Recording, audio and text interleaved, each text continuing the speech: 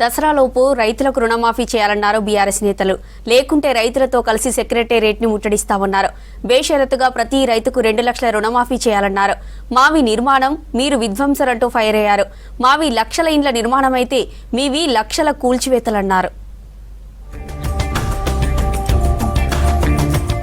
రుణమాఫీపై రాష్ట్ర ప్రభుత్వానికి డెడ్లైన్ పెట్టారు మాజీ మంత్రి బీఆర్ఎస్ నేత హరీష్ రావు.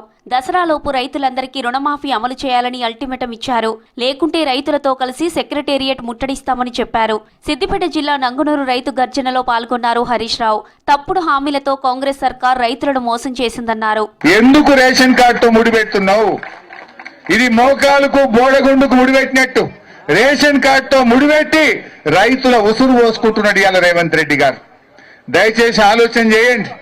ఇప్పటికైనా రైతుల ఆవేశాలు రాకముందు ఈ పండుగలోపు, వచ్చే బతుకమ్మ దసరా పండుగలోపు రైతులందరికీ రుణమాఫీ చేయాలని ఈ ప్రభుత్వాన్ని హెచ్చరిస్తా ఉన్నాం.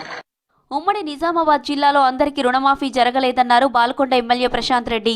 మొత్తం 3,79,000 మంది రైతులు రుణాలు తీసుకుంటే కేవలం 1,75,000 మందికి మాత్రమే రుణమాఫీ అయిందని అన్నారు.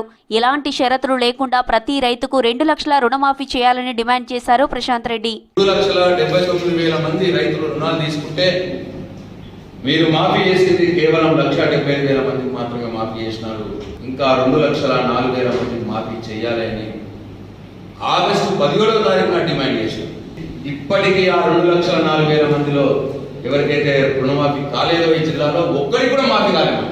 మొదలు మీరు చేసిన 1,70,000 మందికి మాత్రమే మాఫీ అయింది. ఇంకా 2,04,000 మందికి కాలేదు.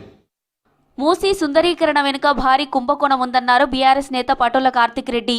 నీటి ప్రవాహం లేని నదిలో రివర్ ఫ్రంట్ కట్టడం ఎందుకని ప్రశ్నించారు. మూసీ సుందరీకరణను ప్రజలు కోరుకోలేదని చెప్పారు. ప్రజాభిప్రాయం మేరకే హైడ్రాను కొనసాగించాలన్నారు కార్తిక్ రెడ్డి.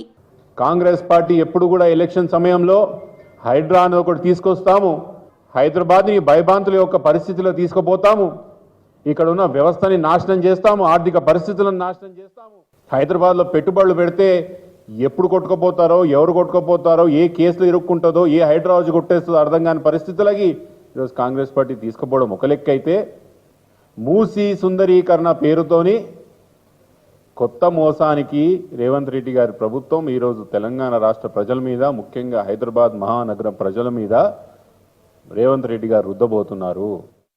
తమిళనాడులో బీసీల ఆర్థిక, సామాజిక, రాజకీయ స్థితిగతులపై అధ్యయనం కోసం బీసీ ముఖ్య నేతల బృందం 2 రోజులుగా చెన్నైలో పర్యటిస్తోంది. శాసనమండలి ప్రతిపక్ష నేత సిరికొండ మధుసూదనాచారి, పుట్టమధు, ద్రావిడ కళగం పార్టీ కార్యాలయంలో డీకే అధ్యక్షులు వీరమణితో సమావేశమయ్యారు. ద్రావిడ ఉద్యమానికి సంబంధించిన కీలక ఘట్టాలను అడిగి తెలుసుకున్నారు.